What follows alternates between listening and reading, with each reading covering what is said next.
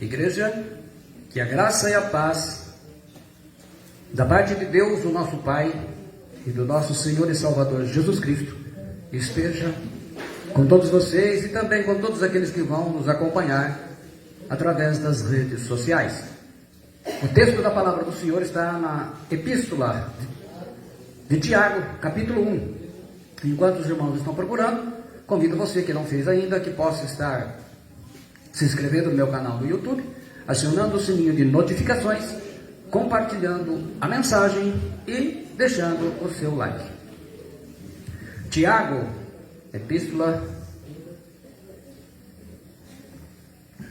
do apóstolo e mestre Tiago, meio-irmão do Senhor Jesus, e uma das três principais colunas da igreja de Atos dos Apóstolos: Tiago, Pedro e João. Então diz assim, nós vamos ler os 8 primeiros versículos, que diz assim: Tiago, servo de Deus e do Senhor Jesus Cristo, as 12 tribos que andam dispersas, saúde. Meus irmãos, tende grande alegria quando enfrentardes várias tentações, sabendo que a prova da vossa fé opera a paciência. Tenha, porém, a paciência a sua obra perfeita, para que sejais perfeitos e completos, sem faltar em coisa alguma. Se algum de vós tem falta de sabedoria, peça a Deus, que a todos dá liberalmente, e o não lança em rosto, e ser-lhe-á dada. Peça, porém, com fé, em nada duvidando, porque o que duvida é semelhante à onda do mar, que é levada pelo vento e lançada de uma para outra parte.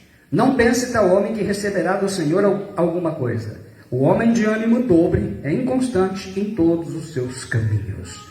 Pai Celestial, está lida a palavra do Senhor desta noite, que o Senhor esteja abençoando e falando, que seja liberada a tua mensagem para a edificação da sua igreja, em nome de Jesus Cristo, no poder do Espírito Santo. Amém. Pode se assentar, meus irmãos.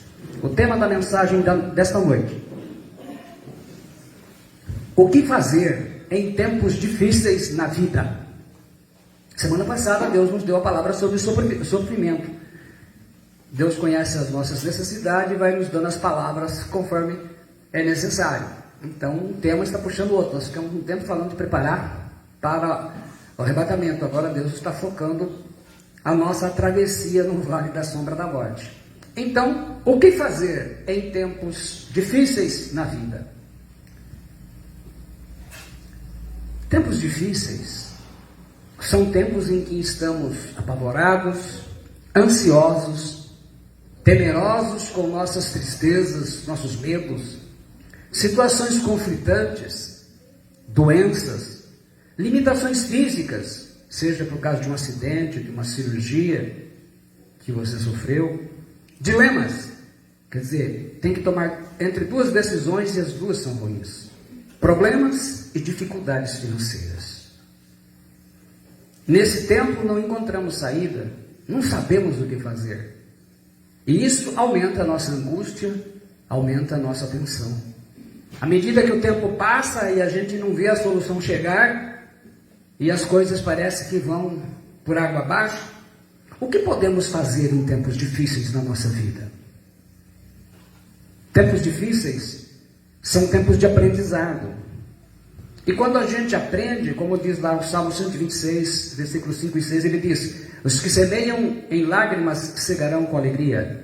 Aquele que leva a preciosa semente andando e chorando voltará sem dúvida, com alegria trazendo consigo os seus molhos. Quer dizer, que enquanto você está chorando, sofrendo, você já tem que estar plantando. Aí você vai colher. Só que normalmente, em tempos difíceis, a gente não planta coisas para colher, coisas boas para colher. E a mensagem da palavra do Senhor, ela tem a resposta. As 7 atitudes que podemos ter. Eu creio que você poderia depois anotá-las. Colocar na sua Bíblia, toda vez que estiver passando por prova, lembra daquilo, semeia e planta, para que depois você colha. E essas 7 atitudes, elas vão fazer a diferença nos tempos difíceis. Se você não está atravessando, deixa guardar. Se está, mais urgente. Geralmente a gente não tem consciência e não faz. Então primeiro nós vamos fazer um breve comentário desse texto de Tiago. Ele diz assim: meus irmãos, tende grande gozo grande alegria quando enfrentardes várias tentações. A palavra tentações em grego é pirasmos. Ela pode significar tentação como sedução para o pecado, como provação, adversidade, teste da prova de fé. Então, tentação, aqui ele está falando de provação mesmo, porque é uma tentação você largar as coisas de Deus. E ele fala no versículo 3, sabendo que a prova da vossa fé opera a paciência, a fé, a confiança, né? A verdadeira palavra, pistos, aqui que fala de emuná, é a tradução do grego da palavra hebraica emuná, aquela confiança em Deus, ela vai produzir, ela vai fabricar a paciência. E ele diz no versículo 4, tenha porém a paciência a sua obra perfeita, para que sejais perfeitos e completos, sem faltar em coisa alguma. Obra perfeita, como traduz a nossa tradução, ou ação completa, como traduz a revista atualizada, ergon teleios, quer dizer, o amadurecimento total do cristão. Toda prova, todo período difícil, o final você tem que amadurecer. Você tem que aprender, tem que ter lição. Como nós falamos do sofrimento, todo tempo difícil, ou se a gente for na linguagem de Efésios, o dia mau. E às vezes o dia mau, ele não é um dia mau. É um período. Perfeitos e completos, literalmente quer dizer todas as partes do todo. Então Deus vai tratando. Cada tempo difícil, Deus trata áreas diferentes. Às vezes trata várias áreas, né? Se de repente a gente não evoluiu numa, né? A provação, ela amadurece o cristão. E por completo, viu? Cada área da sua vida, palavras, caráter, área sexual, financeira, como discípulo, mental, pensamentos, no trabalho. É geral, é um tratamento geral. Deus faz um check-up. E à medida que ele vai detectando problemas, ele vai trabalhando. Versículo 5: se algum de vós tem falta de sabedoria, peça a Deus, que a todos dá liberalmente, e não lance em rosto, e ser-lhe-á dada.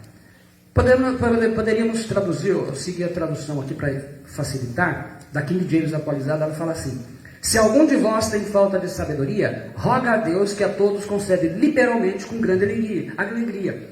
Normalmente nós ouvimos as mensagens falando de pedir sabedoria, e a gente coloca num contexto geral, mas o contexto verdadeiro de pedir sabedoria é quando você está enfrentando tempos difíceis e você não sabe o que fazer, você não sabe o que escolher. Então você está naquele dilema, você está numa situação, você tem um problema, você não sabe o que fazer. Então ele diz, peça sabedoria.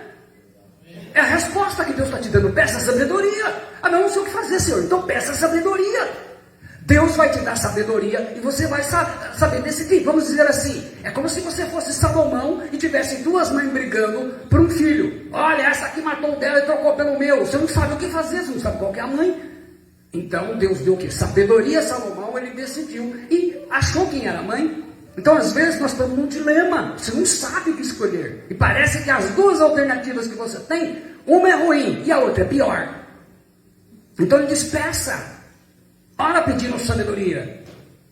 Mas ele fala assim, peça com fé, não adianta você dar uma sabedoriazinha, um pouquinho assim, quem sabe? Não, peça e creia. Depois do versículo 7 ele diz, quer dizer, ou você confia em Deus ou não confia, né? No versículo 7 ele diz, não pense que é o homem que receberá do Senhor alguma coisa. Quando você desconfia que o Senhor possa resolver seus problemas, ou talvez não resolva a tempo, e você tenta arrumar formas de solução, você já perceberam que quando a gente está numa situação difícil, a gente não tem o que fazer de Deus, a gente começa a fazer as coisas, só piora mais ainda. É como se você tivesse um ferimento, você não sabe como tratar, você vai cutucando e aquilo vai ficar infeccionando mais, sangra mais, dói mais. O que fazer? Na verdade, quando a gente duvida de Deus, a gente desonra a Deus. É como se Deus não tivesse responsabilidade. Sabe, se alguém xingasse você é um moleque irresponsável. Para uma pessoa casada, trabalhadora, dói, não dói? É mais ou menos isso que a gente faz com Deus. Eu não confio nele, eu não confio nele, não. Vai que ele dê mancada comigo. Então a gente desonra a Deus. Ele fala, não adianta pedir assim, né? Aí ele diz assim, no versículo 8, o homem de ânimo dobre é inconstante em todos os seus caminhos. Literalmente a palavra dipsukos, ela significa duas almas, né? de psiques, né? Duas psiques, que significa o quê? Uma pessoa de mente dupla. É quando você duvida da bondade de Deus, você desonra Ele. Quer dizer, uma hora você está acreditando, outra hora, não, eu vou confiar no Senhor. Dele a pouco, eu acho que eu não vou confiar não. Não, eu confio. Eu acho que eu não confio. Então a gente fica desse jeito. Ele fala que nem a onda do mar, né? Bate de um lado para o outro. 7 atitudes que vão te ajudar, vão me ajudar, vão nos ajudar em tempos difíceis. Primeira, no final eu repito todas elas. Primeira, mantenha as suas emoções sob controle. Provérbios 16, 32 diz assim: muito melhor é o homem paciente que o guerreiro. Mais vale controlar as emoções e os ímpetos do que conquistar toda uma cidade. Provérbios 25, 28 diz: como cidade derrubada, que não tem muros, assim é o homem que não tem domínio próprio. Quer dizer, uma cidade, naquele tempo, uma cidade caída e sem muro, era fácil de ser saqueada. Tente manter as suas emoções sob controle. Aí nós precisamos pedir a Deus, Gálatas 5:23, o domínio próprio, né? A temperança. É um fruto do Espírito Santo necessaríssimo nesses tempos. É difícil você aceitar a realidade tal como ela está na sua vida. Porque tempos difíceis, as coisas viram de perna para o ar. Aí você compara com as expectativas que você tinha de sucesso e de êxito, vê outras indo para frente, aí a coisa fica pior ainda. Isso traz muito sofrimento, a gente sofre mais do que precisava. Não passe seu tempo se fazendo de vítima, apontando, aprendeu aonde errou, ótimo, lição aprendida, agora nós vamos para frente. De que vai adiantar você ficar com dó de você mesmo o tempo todo? Afinal de contas, é você que vai ter a responsabilidade de resolver o problema, de uma forma ou de outra. Então, primeiramente, controle as suas emoções. Muitos heróis de guerra, como nós lemos aqui no Provérbios, depois de vencida a guerra, eles acabaram se suicidando, porque eles não conseguiram controlar as suas emoções e as lembranças que ele tinha lá no pós-guerra. Começaram a viver com aquilo lá na cabeça. Por isso que a Bíblia afirma que vale mais um homem que controla as suas emoções do que ser um herói de guerra. Não adianta nada, herói de guerra é condecorado, depois quando o sujeito se mata. Por quê? Não consegue viver com as lembranças. Se você conseguir controlar os seus medos, a sua ansiedade, a sua agonia, então você já deu um passo importante para a sua vitória. Então, mantenha as suas emoções sob controle. Diga comigo, mantenha as minhas emoções sob controle. Muito bem, a primeira nós já aprendemos. Anota na caderneta. Segunda, aprenda a desenvolver a paciência. Romanos 5:3-5 diz assim: e não somente isso, mas também nos gloriamos nas tribulações, sabendo que a tribulação produz a paciência. E a paciência, a experiência. E a experiência, a esperança. E a esperança não traz confusão, porque o amor de Deus é derramado em nossos corações pelo Espírito Santo que nos foi dado. A gente fica confuso porque a gente tem detonado a nossa esperança. Mas ele diz aí, tribulações, palavra que eu expliquei domingo passado, traduzida em João 16:33, quando Jesus fala por aflições. A palavra thlipsis em grego, aquele ato de prensar, pressão, é uma metáfora que tem 7 significados importantes, que a gente repete aqui no tempos de aflição. Opressão, que é quando você tem aquela sensação de estar sufocado, pode ser espiritualmente e pode ser psicologicamente. Às vezes você está no trabalho, no relacionamento, numa situação você se sente sufocado. Aflição é quando você está em agonia, um profundo sofrimento. Tribulação é quando você está numa provação, uma adversidade, você está sempre tendo contrariedades. Ou então, quarto, angústia, é aquele estado de ansiedade e tormento, né? Normalmente nessa fase você toma remédio até. Dilema é quando você tem a necessidade de fazer uma escolha, como eu disse, e as duas, qualquer uma delas será ruim e insatisfatória. Então você não sabe o que fazer. Por isso que o Tiago fala, peça sabedoria. Às vezes não é nenhuma das duas. Perturbação, a sexta, dificuldade de equilíbrio emocional. E a sétima, problemas. É um obstáculo que desafia a sua capacidade de encontrar uma solução. Quer dizer, a palavra thlipsis, traduzida como tribulação, ela pode ser uma opressão, uma aflição, uma tribulação, uma angústia, um dilema, uma perturbação ou problemas. E ele fala de produzir, ele produz O verbo katergodizomai, ele significa produzir, executar, modelar, dar a forma segundo o modelo. Então, ele está dizendo o quê? Que a tribulação, ela vai modelar a paciência. A pessoa fala, não vou pedir paciência porque senão vem tribulação. Não, gente, é o contrário. A tribulação vai vir independentemente de você pedir paciência ou não. Você vai pedir paciência para ser modelado e você poder vencer. Porque existe coisa que a gente vê as pessoas ensinando que é antibíblico. A tribulação, ela vai vir de qualquer jeito. Ah não, parece que quanto mais eu estou orando, pior fica. Não. Vai ficar pior mesmo sem oração. A oração é para reverter o quadro. E a paciência é para que você vença esse tempo difícil. Ele fala de paciência. O Pomonei quer dizer perseverança ou persistência. Algumas traduções colocam como persistência, outra perseverança. É uma alegre ou esperançosa tolerância. Literalmente o significado é interessante. É esperar pacientemente com esperança. Esperar pacientemente com esperança. Quer dizer, espera, tem paciência e tem esperança. É a virtude da pessoa que não se desvia do seu propósito, nem da sua lealdade, da sua fé e da sua piedade, que é a vida espiritual, mediante os maiores provações e sofrimentos. Então, quando ele fala aqui de paciência, é a capacidade que você vai ter, Deus vai te dar isso, vai trabalhar, o Espírito Santo vai moldar esse dom em você, esse fruto do Espírito, na verdade não é um dom, é um fruto, que você vai suportar tudo e vai continuar sendo fiel, leal, e a sua vida espiritual vai continuar reta, você não vai se desviar, não vai se escandalizar. E aí ele fala então que, em Romanos, né, ele fala então que a paciência ela vai produzir experiência. A palavra experiência em grego, dokmei, ela é a marca de ter sido aprovado e aprovado. Né? Você passou na aprovação e foi aprovado. O caráter é aprovado, literalmente um caráter aprovado.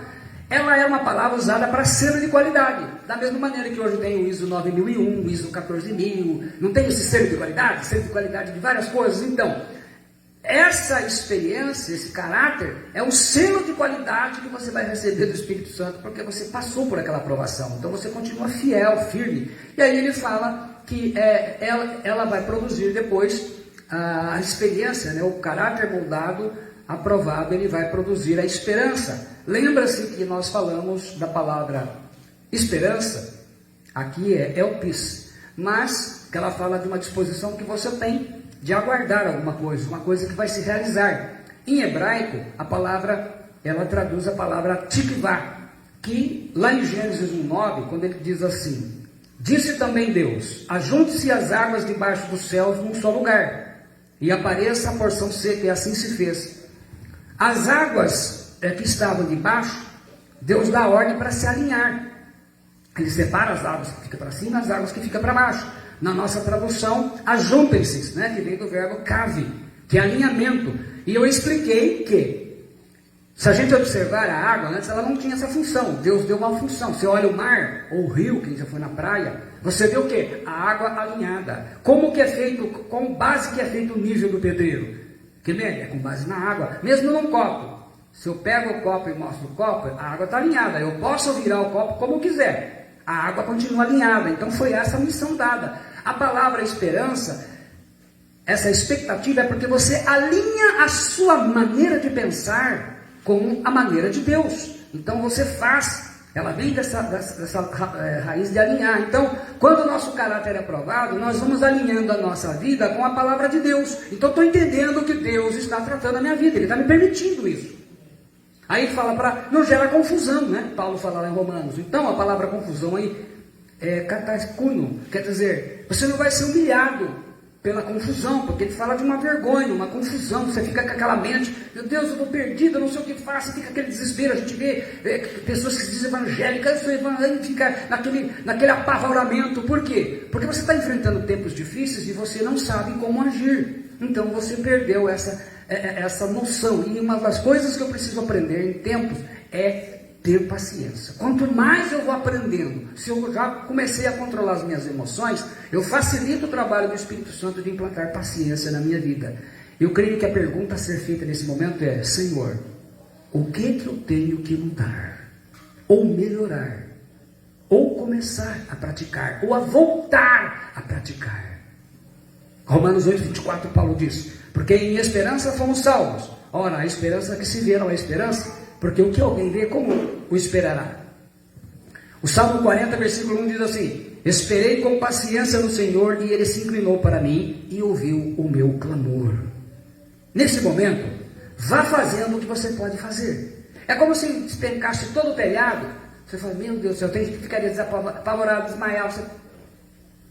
Tem telha boa? Tem. Então vamos começar a recolocar as telhas que estão boas. Não vai dar para tudo, mas eu faço. Faz o que dá para fazer. Faça o que está no seu alcance. Deus não vai fazer a sua parte. O milagre é com Deus. A confiança é com você. Nesse momento é o momento de você fazer o que dá para fazer. Terceiro, agradeça a Deus por tudo em sua vida. Uma das coisas mais difíceis que tem é falta de costume. Jó 1, 20 e 22 diz assim: quando trouxeram toda a notícia da desgraça que aconteceu, ao ouvir tudo isso, Jó levantou-se, rasgou o manto que vestia e foi raspar a cabeça. Logo em seguida ajoelhou-se e, encostando o rosto no chão, em sinal de humildade e adoração diante de Deus, e exclamou em oração: nu deixei o ventre de minha mãe, e nu partirei da terra. E Yahvé deu, e Yahvé o tomou. Louvado seja o nome do Senhor. E em todas as suas atitudes, Jó não errou nem pecou, e também jamais culpou a Deus por revés algum, na King James atualizada. Então é uma chave maravilhosa, uma arma poderosa para a gente lidar com qualquer momento da nossa tristeza, da nossa dificuldade. Poucas pessoas conseguem usá-la, ou só usam 2, 3 vezes formalmente. Esta é provavelmente a oração mais poderosa que existe. O apóstolo Paulo e Silas, eles foram chicoteados e presos, estava em Atos 16, injustamente, e foram parar numa prisão, e ficaram num tronco romano. O tronco romano era um instrumento que não só evitava a fuga do preso, mas ele era feito com furos, onde as pernas eram esticadas, então machucava bastante os pés, causando muita dor e piorava os ferimentos. Isso somado ao que já tinham sido chicoteados, sofrido açoites, o sofrimento era maior e a agonia. Eram tempos difíceis para os dois. E eles tomam uma atitude.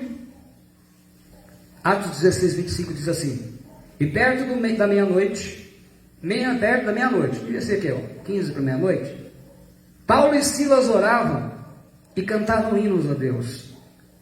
E os outros presos os escutavam. Vocês imaginaram? Os presos oraram e Silas é louco, mas pararam para ouvir. Eles estavam feridos, estavam sofrendo, sendo mais feridos, porque a perna estava esticada demais. E o que eles fazem? Ah, Senhor! Não. Começa a orar e começa o quê? A cantar. Aí os presos pararam, eles estão cantando. Começaram um culto lá. Ah, claro. O que acontece? Essa vai que nem foguete é tão rápido assim. Chegou rapidinho lá no céu. Atos 16, 26 diz assim: e de repente, a palavra de repente quer dizer uma coisa assim, olha, ninguém esperava, foi sopetão. O que acontece? Sobreveio um tão grande terremoto que os alicerces do cárcere se moveram e logo se abriram todas as portas e foram soltas as prisões de todos. Tanto que depois o carcereiro já ia se matar, né? Paulo não deixou ninguém fugir. Não. Carcereiro, nós estamos aqui, não precisa fazer nenhuma bobagem. Dizem alguns irmãos de fé que quando eles começaram a cantar, o Senhor começou, né? Lá no céu, né? E o que acontece quando Deus está fazendo assim? Terremoto, tremeu! E se libertou todo mundo. Então, no momento, a coisa mais difícil é você aprender a agradecer por tudo que recebe na vida. Como Jó. Mas, Senhor, eu não tinha nada, o Senhor é dono de tudo. Olha hoje o que eu tenho. O momento mais importante para agradecer a Deus na nossa vida é no tempo de tribulação. Você agradece a casa que você está morando, se tem carro, a moto, a bicicleta, o trabalho que você tem, a saúde que você tem. E mesmo que esteja passando por enfermidade, estou vivo. Obrigado, Senhor. Então, esse sim é um cântico. Essa sim é uma oração. Mas, pelo amor de Deus, né? Vamos cantar o Senhor. O Senhor não merece escutar certas coisas que a gente está escutando aí hoje em dia, né? Não fala de cantar, ela não vai cantar lá, estou apaixonado por Jesus, Jesus, você é o cara, você, aí já é meio, né? Estou enfermo de amor, para com essas bobagens, vamos cantar hino decente para o Senhor não merece essas porcarias não, vamos cantar hinos que glorifiquem a Ele, cante, abra o coração, cante, eu sou grato, porque eu sou teu filho, sou tua filha, eu estou salvo. Hoje a minha vida está difícil, mas eu te louvo porque eu estou vivo. O Senhor me deu a graça de estar vivo. Eu pude vir ao culto, se não pude, estou ouvindo a mensagem, estou recebendo.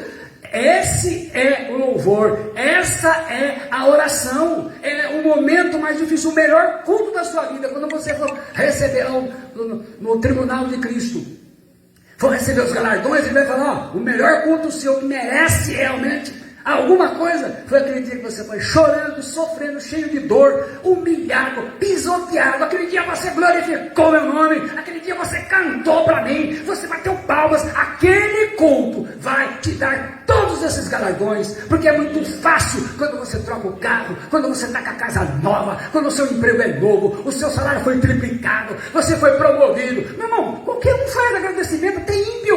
Agora, na dor, no sofrimento, nos tempos difíceis, você tem que ser usado por Deus. Esse é o momento da gratidão.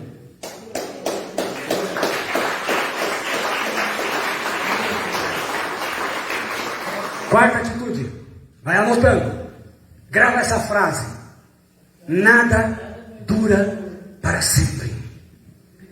Eclesiastes 2, 15 e 16, ele diz assim: pelo que disse eu comigo, como acontece ao estupro, assim me sucede a mim. Porque pois busquei eu mais sabedoria, então disse a mim mesmo que também isto era vaidade. Pois tanto do sábio como do estulto, a memória não durará para sempre. Pois passados alguns dias tudo cai no esquecimento. Morre o sábio e da mesma sorte o estulto. Revista atualizada, Eclesiastes. Salomão fala que tanto um homem sábio como um homem tolo, após a morte, tudo o que fizeram nessa vida passou, acabou. Era rico, era artista, falou, morreu, já acabou. O pobrezinho que foi enterrado lá, indigente, acabou também. Porque nada dura para sempre.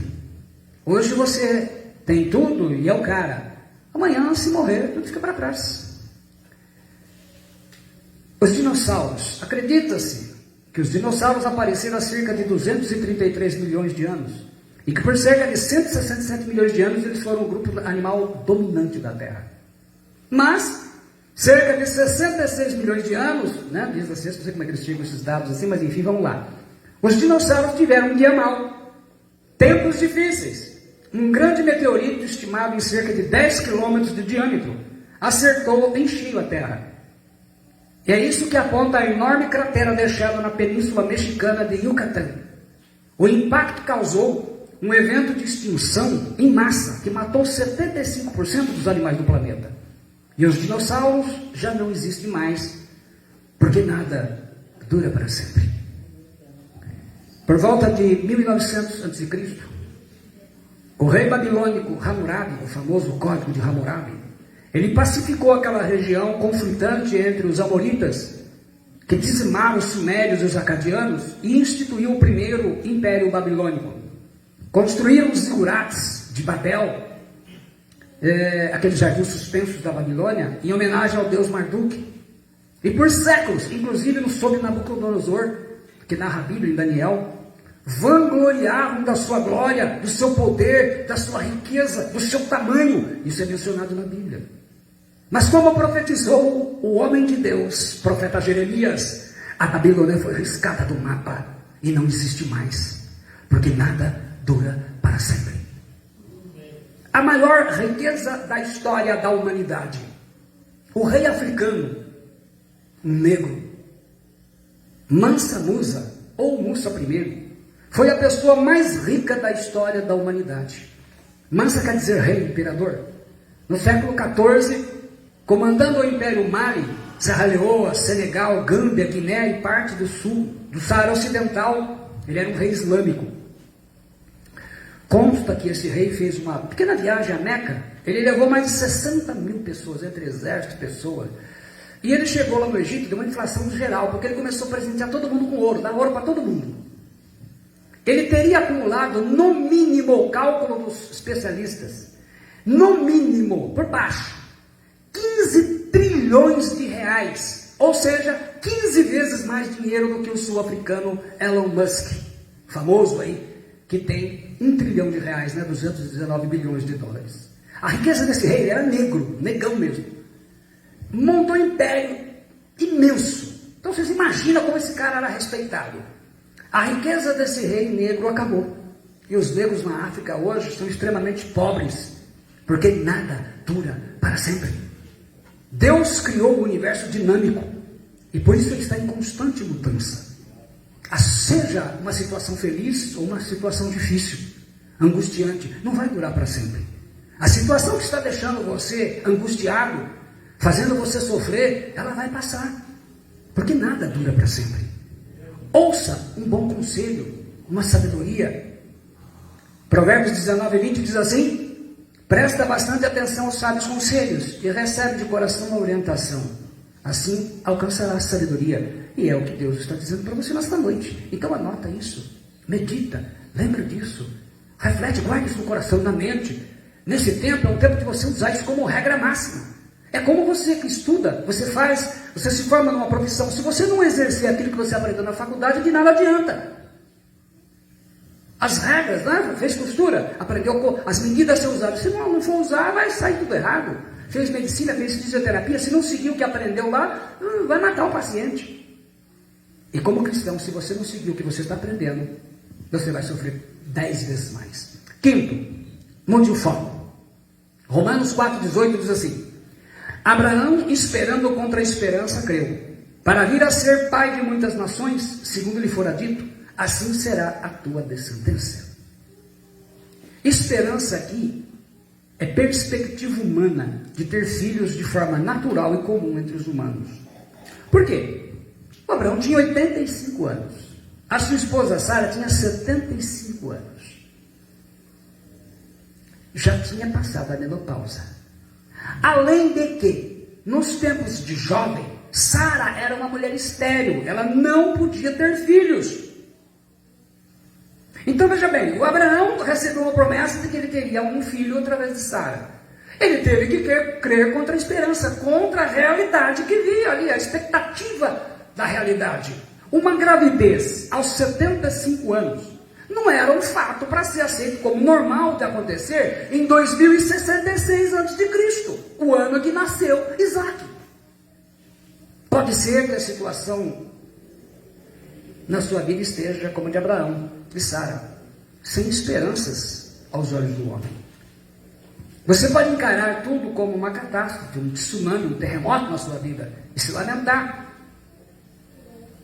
Você pode encarar como um obstáculo que você precisa resolver. E como Abraão, você depende de Deus. Mude o foco. Procure uma nova perspectiva. Perspectiva é sentimento de esperança. Foque naquilo que a palavra está falando. Se escolher sofrer por não ter saída, sabe que você vai ser responsável pelos próprios pensamentos. Sempre. Lembram-se? Imagens geram pensamentos, pensamentos geram palavras, palavras geram ações, ações geram resultados. Os resultados vão ser ruins ou bons dependendo de como começa. Então a imagem seja a promessa da palavra. Se escolher mudar o foco, mude o foco então. Abrirá, Deus vai abrir portas. Há possibilidades de coisas acontecerem na sua vida. Fé, esperança e paciência. Como que eu mudo o foco? Na palavra. Sexto, creia que tudo é possível ao que crê. Romanos 4, 17, 19, 21, ainda pegando esse gancho de Abraão. Como está escrito: por pai de muitas nações te constituí, perante aquele no qual creu, o Deus que vivifica os mortos e chama à existência as coisas que não existem.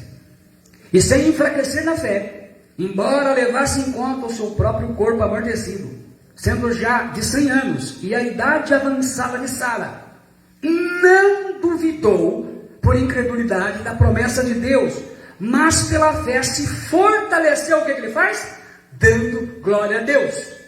Ele faz aquilo que nós acabamos de ouvir aqui, estando plenamente convicto de que ele era poderoso para cumprir o que prometera. Quer dizer, ele falou: não, o Senhor prometeu, não tem por que duvidar. Quer dizer, ele olhou para ele, não sei se tinha espelho na época, ou algo que lembrasse espelho, né? Aqueles espelhos antigos, deu uma olhada para ele: eu tenho 100 anos de idade. A minha esposa, 90. E foi quando ele foi pai. Como Deus chamou do nada a existência, com certeza Abraão devia conhecer. Ele era profeta, Deus falou a ele. Como ele chamou do nada o universo e fez tudo. Ele falou: bom, da mesma maneira Deus vai me dar um filho. Do nada vai aparecer esse menino aqui. E sabia que era menino. Abraão ele esperou 15 anos. Quando ele completa 100 anos e Sara 90, o milagre aconteceu. Nasceu o pequeno Isaac. Aqui entra Marcos 9, 23. E Jesus disse-lhe: se tu podes crer, tudo é possível ao que crê.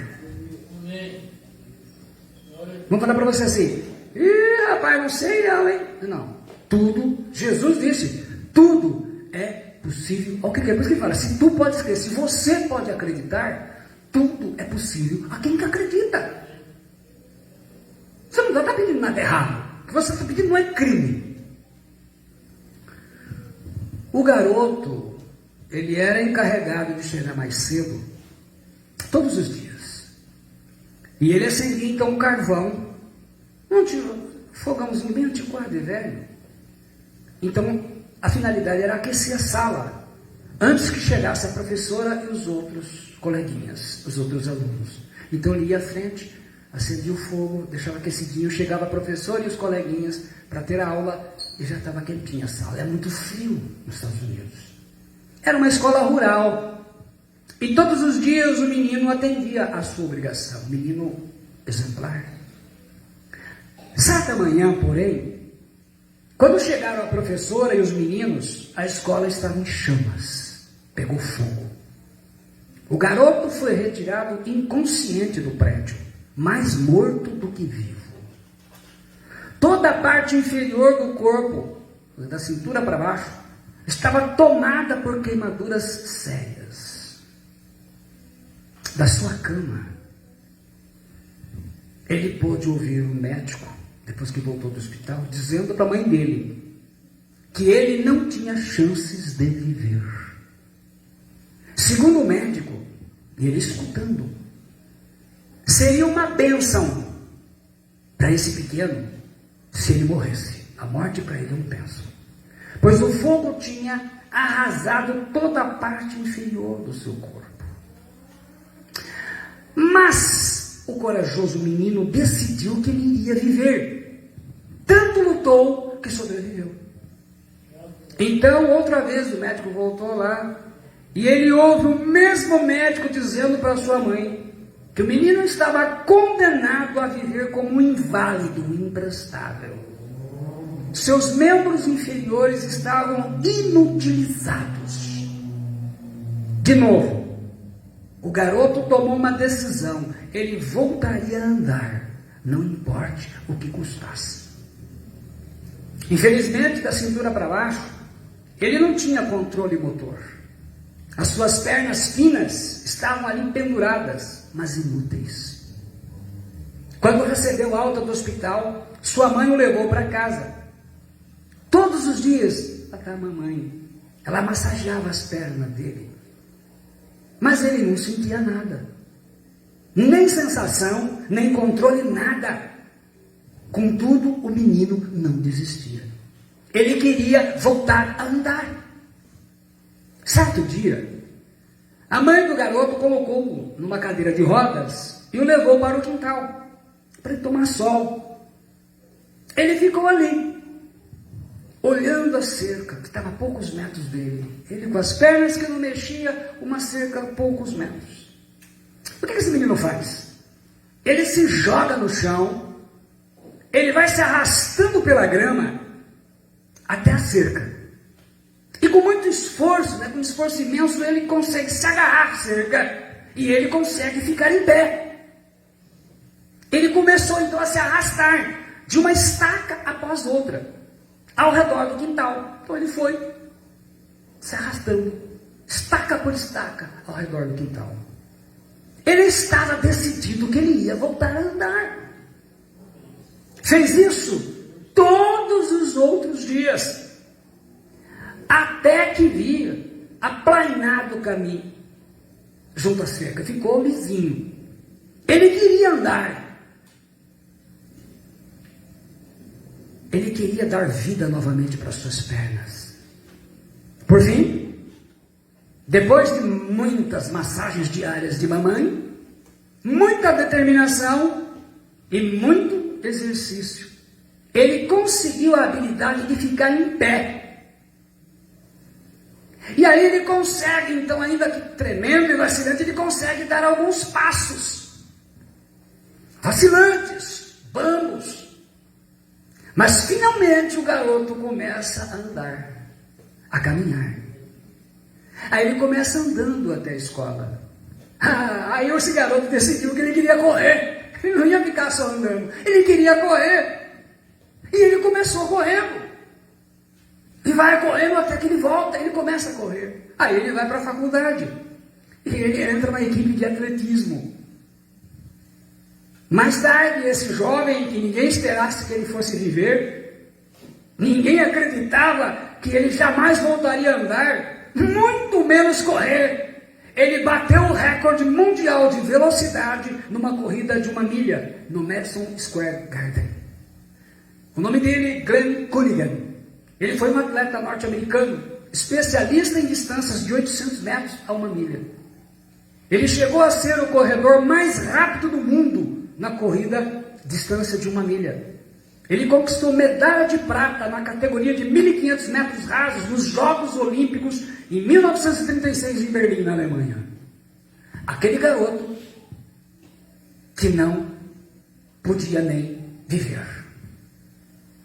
Tudo é possível ao que crê. Se esse garoto venceu, você também pode vencer. E último, seja fiel até o fim. Apocalipse 2:10, Jesus diz assim: não temas essas coisas que tu sofrerás. Eis que o diabo lançará alguns de vós na prisão, para que sejais tentados, e tereis tribulação por 10 dias. Ser fiel até a morte, e eu te darei a coroa da vida. King James, fiel.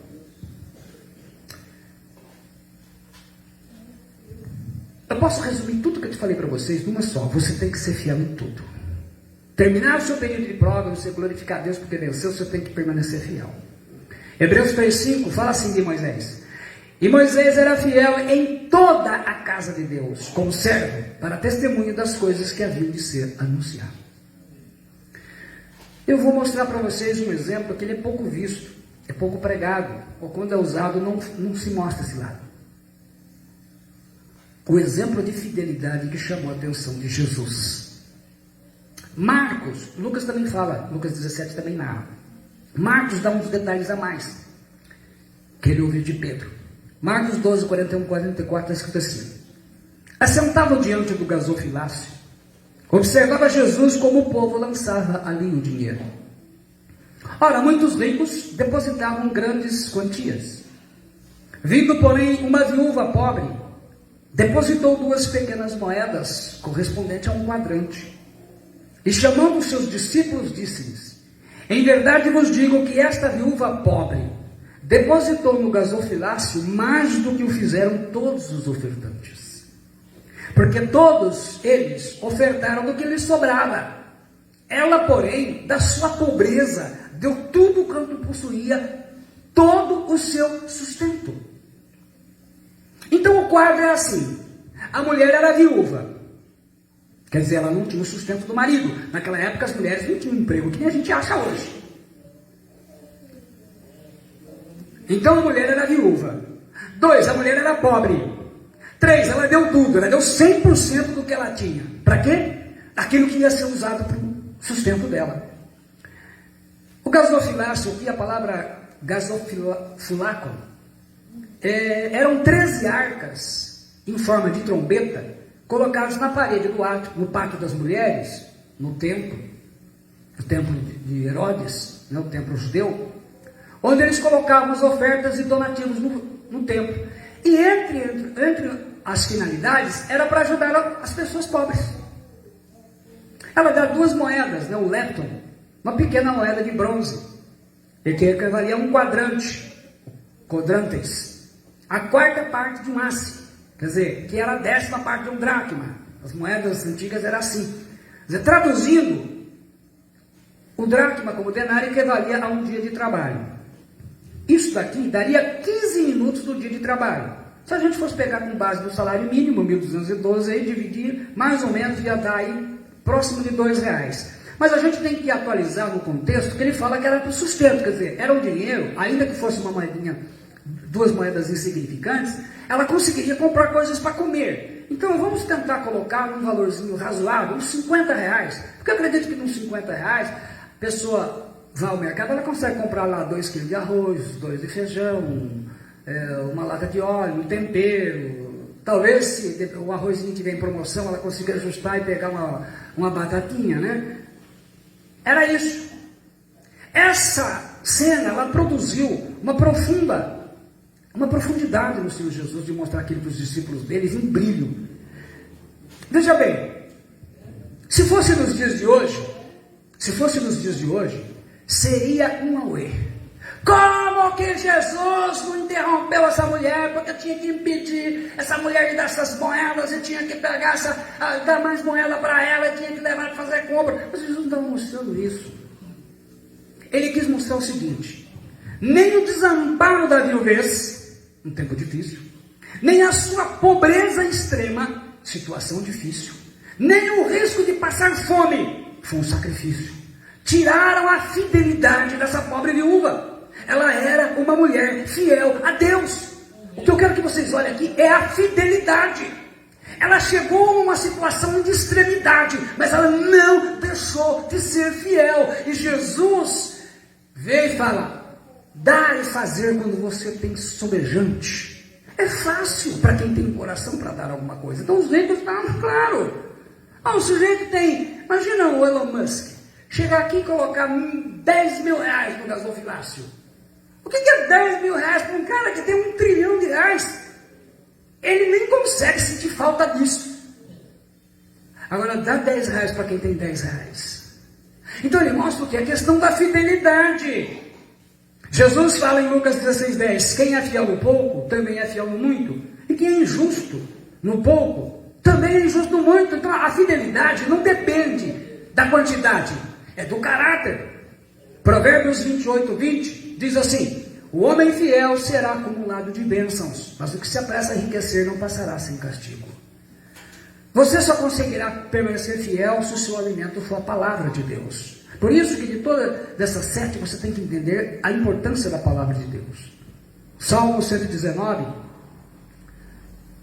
versículos 103, 107, 116, 143, 154, 164, 165 diz assim: ó, quão doces são as tuas palavras ao meu paladar, mais doces do que o mel, a minha boca. Nós temos vindo que falar isso, né? É mais doce que o mel. Estou aflitíssimo, vivifica-me, ó Senhor, segundo a tua palavra. Eu estou aflito, Senhor, vivifica-me segundo o quê? A tua palavra. Sustenta-me, Senhor, conforme a tua palavra, para que viva, e não me deixes envergonhado na minha esperança. Aflição e angústia se apoderam de mim, contudo os teus mandamentos são o meu prazer. Pleiteia a minha causa, livra-me, vivifica-me, segundo a tua palavra. 7 vezes nos dias te louvo pelos juízos da tua justiça, a tua palavra. Muita paz tem os que amam a tua lei, e para eles não há tropeço. A vida é feita de altos e baixos. Por mais difíceis e sofríveis que estejam sendo os teus tempos difíceis, eles vão passar, porque nada dura para sempre. Você e eu temos que estar sempre preparados para enfrentar o sofrimento em tempos difíceis. Você passa uma fase, vai desfrutar. O meu falecido pastor, ele dizia que a vida da gente era que nem onda, né? A hora você está por cima, depois a onda desce. Ixi, as coisas depois sobe de novo. Então você tem que estar preparado. Mas de novo eu estou sofrendo, parece que não acaba. Aí você não vai a lugar nenhum. Coloque suas dores e sofrimentos em oração. Procure não ser controlado pela ansiedade, porque o tempo está passando e você não viu ainda a solução. Faça do Senhor a sua força e a sua alegria. Eu gosto demais desse versículo, Neemias 8:10. Disse-lhes mais: ide, comei as gorduras e bebei as doçuras, e enviai porções aos que não têm nada preparado para si, porque este dia é consagrado ao nosso Senhor.